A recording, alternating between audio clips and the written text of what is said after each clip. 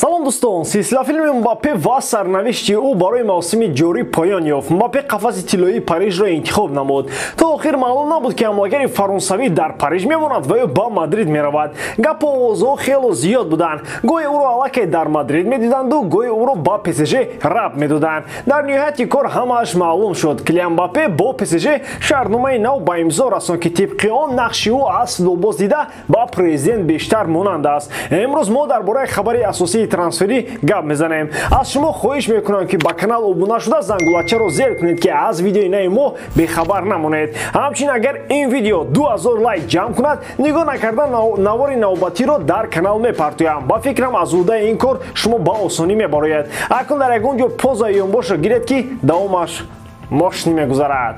Дӯстон, он рӯзе фарур аст ки ҳамаи мухлисони Премер Лигаи Англия интизораш буданд. Имрӯз мо пурра таблицаи АПЛ-ро мефаҳмем. Тоттенхем барои ғалаба ба Норвич меравад. Челси бо Уотфорд меҷангад. Ливерпул дар бозии Вулверхэмптон бояд соҳиби 3 хол гардад. А дар бозии муҳими мавсим Манчестер Сити Астон Вилларо пешвоз мегирад. Оё Джерард ба Ливерпул ёрӣ мерасонад ки онҳо қаҳрамон шавад? Тамошои ин бозиёро бо 1x ҷолибтар кунед. Регистратсияи осон, пур кардани маблағ аз тамоми гӯшаву канори дунё, вале аз муҳим бонус то $100 дар аввалин пардохт бо промокоди AMG 0777. Ссилкаи бозӣ дар комментария. Ба ҳама муваффақият.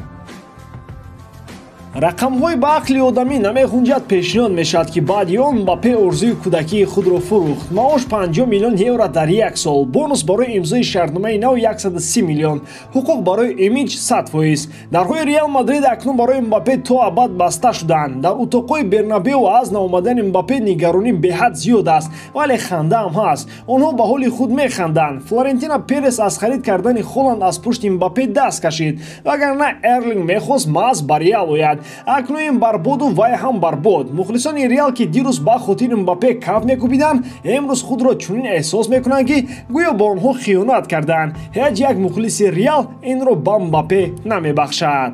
имзои шаҳрномаи нав акнун статуси расмӣ гирифт. Мбаппе то соли 2025 бо ПСЖ қарордоди ҳамкорӣ баст. Реал дигар аз пушти ӯ намедавад. қиссаи Мбаппе ва Реал Мадрид дар ҳамин ҷо тамом мешавад. ин ҷо ҳикояи Ла Лига ва ПСЖ шурӯъ мегардад. Ла Лига аллакай расман изҳоро дод ки ПСЖ ва Мбапперо барои шаҳрномаи нави ӯ ба суд медиҳад. дар баробари ин Ла Лига ба тамоми созмонҳои футболии Фаронса муроҷиат хоҳад кард. ба иқрори ин ниҳоди футболӣ Испания ПСЖ ба ин амалаш тамоми қонуни чаҳорчӯбаи молиявии футболии Аврупоро вайрон мекунад. чӣ гуна дастае ки давоми мавсими охир $300 миллион хароҷот дошт, боз бо чунин маблағи калон шаҳрномаи навро бо футболбоз ба имзо расонад. ба иқрори президенти Ла Лига Хавиер Тебас ин бадтар аз проекти Суперлига мебошад ва барои футболи Аврупо таъсири бадтарин дорад. фаромӯш набояд кард ки солҳои пешам ПСЖ барои чунин амалҳо ба суд ҷалб шуд, вале аз об ҳамеша қоқ мебаромад. чунон менамояд ки ин навбатам ПСЖ ҳамаи корҳои худро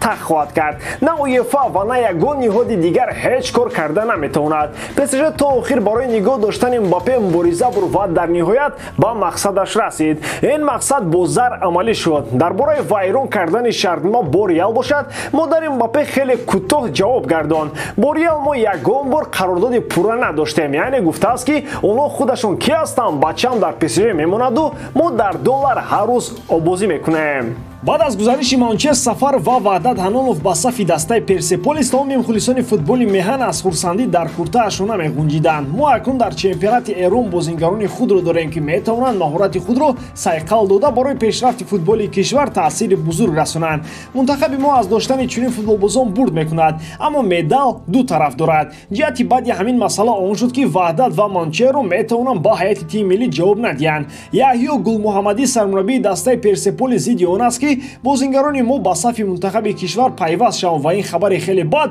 барои ҳамаи мо шумо аст. ин ду бозингар дар мавқеи худ футболбозони асосӣ ба ҳисоб мераванд. солҳои охир ба пуррагии мавқеи устуворро дар ҳайати аввалияи тими миллӣ аз худ карданд. чунон бозингаронро иваз намудан хеле душвор мешавад. албатта Манучер ва Ваҳдат метавонанд бар хилофи ҳамаи гуфтаҳои сармураббӣ кор карда ба сафи мунтахаб раванд, аммо ин барои ояндаашон дар клуб таъсири бад хоҳад дошт. мураббӣ метавонад онҳоро чап гирад ва дигар дар бозиҳо умуман ба майдон ворид нагардонад. Манучер беамин ҳам вақти ками бозӣ дарёфт мекунад. хотиррасон мекунем ки мунтахаби Тоҷикистон оид ба футбол дар марҳилаи интихобии чемпионати Осиё иштирок меварзад.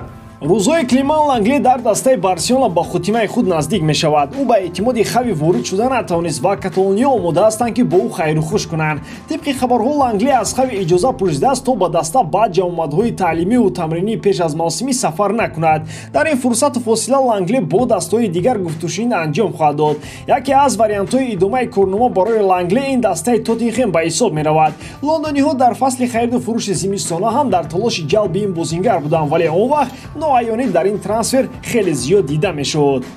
Қарордоди кунунии Лангле бо дастаи Каталонӣ то соли 2026 амал хоҳад кард. Барои ҳамин Барселона аз фурӯхтанаш метавонад чанд миллионро барои худ кор кунад. Айни ҳол гап сари 14 миллион евро меравад. Тарафҳо барои ба мувофиқа расидан гуфтушуниҳоро аллакай оғоз карданд. Сармураббии дастаи Тоттенхем Антонио Конте мехоҳад Климан Ланглеро барои пурқувват кардани иқтидори даста ҷалб намояд. Агар Тоттенхем ба Лигаи Чемпионҳо роҳ ёбад, Лангле маҳз лондониҳоро интихоб хоҳад кард.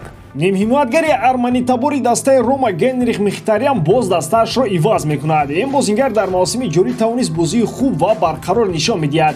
Ҳарчанд қаблан байни ӯ ва Маурино нофаҳмиҳо ҷо доштанд, ҳама инро онҳо дар гузашта монда дар Рома мавсими хубро гузаронинданд.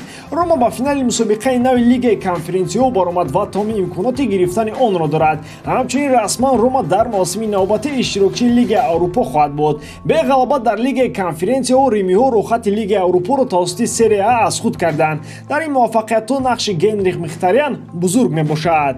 Рақобатҳои ҷолиби ин футболбозро дида дастаҳои шаҳри Милан дар талоши ба даст овардани ӯ мебошанд. Айни ҳол Интер аз дигарон бештар кӯшиш дорад то футболбози 33 соларо ба сафи худ ҷалб кунад.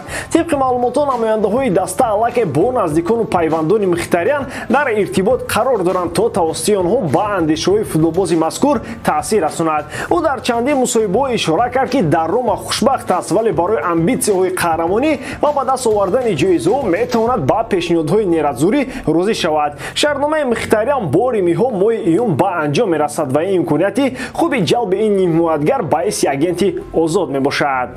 Ба ҳамин тамом бори дорам ки эҷодкории ман ба шумо писанд меояд. Лайк, комментария ва дар канал обунашданро аз ёд набароред. Бо шумо мисли ҳар вақта Муҳаммад Гайров.